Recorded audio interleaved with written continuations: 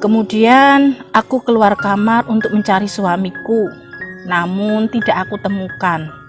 Akhirnya aku menghubungi HP suamiku, dan alangkah terkejutnya diriku. Ternyata saat aku tanyakan keberadaannya, dia bilang masih di luar kota. Lantas, siapa yang barusan bercinta denganku? Ya Allah, aku tidak meminta hidup tanpa masalah, karena aku tahu itu tidak akan bisa. Aku hanya meminta hati yang sabar, hidup yang sehat, dan iman yang istiqomah, agar aku bisa kuat dan tabah dalam menjalani kehidupan. Open Diary.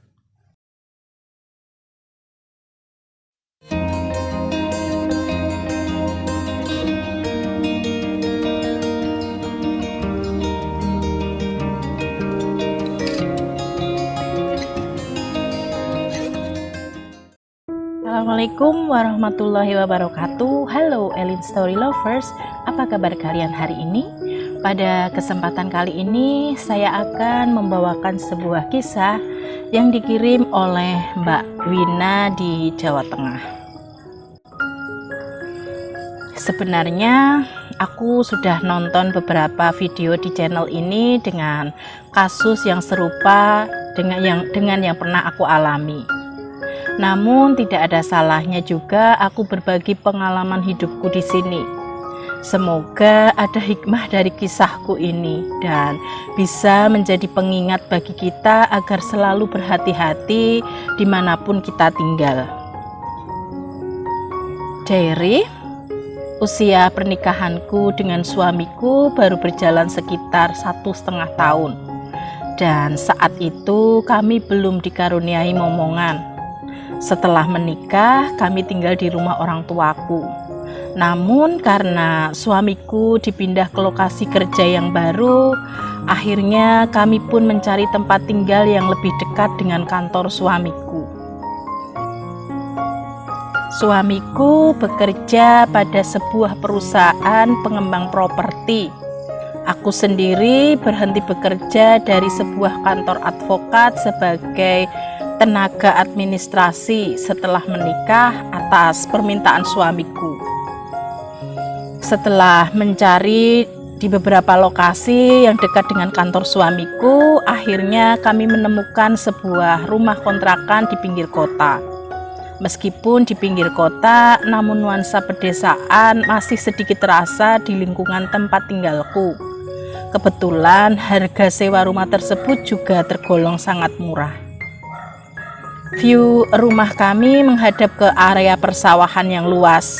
Di ujung sana terdapat deretan bukit yang memanjang. Di dekat rumah kami juga masih ada beberapa pohon. Entah pohon apa namanya, aku tidak tahu. Dan di belakang rumah ada sebuah pohon cukup tinggi dan besar. Namun aku merasakan sedikit keanehan saat berada di belakang rumah. Aku merasa seperti ada yang memperhatikan diriku dari arah pohon tersebut. Aku sudah menyampaikan hal itu pada suamiku. Namun suamiku bilang bahwa itu hanya perasaanku saja. Akhirnya aku pun diam menuruti kata suamiku.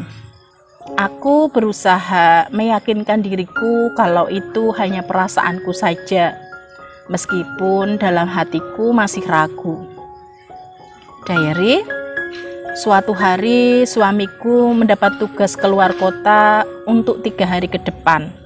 Aku pun terpaksa tinggal sendirian di rumah kontrakan yang baru kami tempati sekitar 2 bulan yang lalu. Meskipun aku merasa sedikit takut, terutama dengan keberadaan pohon besar yang ada di belakang rumah, namun suamiku terus meyakinkan diriku bahwa tidak akan terjadi apa-apa, semua akan baik-baik saja. Hingga suatu sore di hari kedua kepergian suamiku keluar kota, mendadak pintu depan diketuk oleh seseorang. Saat aku buka, ternyata suamiku sudah berdiri di depan pintu. Aku pun bertanya kepadanya, kenapa baru 2 hari sudah pulang? Namun suamiku diam saja. Dia malah menarik tanganku dan masuk ke dalam kamar tanpa berbicara sedikit pun. Dengan bahasa tubuh dia mengajakku bercinta. Aku pun melayaninya dengan sepenuh hati, karena dalam pandanganku dia adalah suamiku. Hanya saja ada hal aneh yang aku rasakan. Saat bercinta, dia begitu sangat bernafsu dan aku juga merasakan Mr. P suamiku seperti lebih besar dari biasanya. Selesai bercinta, suamiku keluar kamar, sementara aku masih terbaring lemas di atas ranjang karena kelelahan. Tidak seperti biasanya aku merasakan hal seperti ini. Beberapa bagian tubuhku terasa sakit dan perih. Aku pun bangkit dari tempat tidur dan berdiri di tepi ranjang. Saat menatap cermin di meja riasku, aku terkejut. Beberapa bagian tubuhku terlihat memar dan ada bekas cakaran di sana-sini. Kemudian aku keluar kamar untuk mencari suamiku, namun tidak aku temukan. Akhirnya aku menghubungi HP suamiku, dan alangkah terkejutnya diriku. Ternyata saat aku tanyakan keberadaannya, dia bilang masih di luar kota. Lantas, siapa yang barusan bercinta denganku? Di ujung telepon, suamiku terdengar sangat kaget dan khawatir dengan keadaanku. Akhirnya, aku menjelaskan semuanya dan kami beralih ke video call agar suamiku bisa melihat kondisi tubuhku yang memar-memar dan banyak bekas cakaran. Akhirnya, setelah mendapat izin dari pimpinannya, malam itu juga suamiku pulang dan jelang dini hari baru sampai rumah. Setelah hari cukup terang, sekitar jam 8 pagi, suamiku mengajakku ke kediaman seorang kiai yang berada sekitar 4 km dari tempat tinggal kami. Singkat cerita, kiai tersebut mengatakan bahwa kemarin sore aku disetubuhi oleh sosok jin dari jenis genderuwo yang menghuni pohon besar di belakang rumah kontrakan kami. Sosok tersebut memang bisa menyerupai siapa saja, terutama orang yang kita kenal. Kiai tersebut menyarankan agar kami pindah kontrakan, karena sosok tersebut memang suka mengganggu orang-orang yang tinggal di rumah yang kami tempati itu. Diary, akhirnya kami pun pindah dari rumah tersebut. Meskipun kami baru menempati 2 bulan dari 1 tahun rencana kami mengontrak.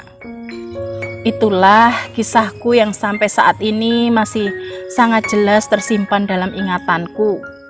Bagi teman-teman semua, jika akan menyewa sebuah rumah tinggal, ada baiknya juga mencari informasi tentang rumah tersebut pada lingkungan sekitar, terutama jika harga sewanya termasuk sangat murah. Meski tidak semua yang murah adalah murahan, namun melakukan langkah preventif dan waspada tentu jauh lebih baik. Demikian sebuah kisah yang dikirim oleh Mbak Wina di Jawa Tengah. Terima kasih Mbak Wina yang sudah berkenan mengirimkan kisahnya di Elin Story. Nah, buat kalian yang mempunyai kisah yang serupa dengan kisahnya Mbak Wina atau mempunyai pengalaman hidup yang tidak bisa kalian lupakan sepanjang hidup kalian, silahkan kalian kirim di elins.story@gmail.com. Terima kasih. Wassalamualaikum warahmatullahi wabarakatuh.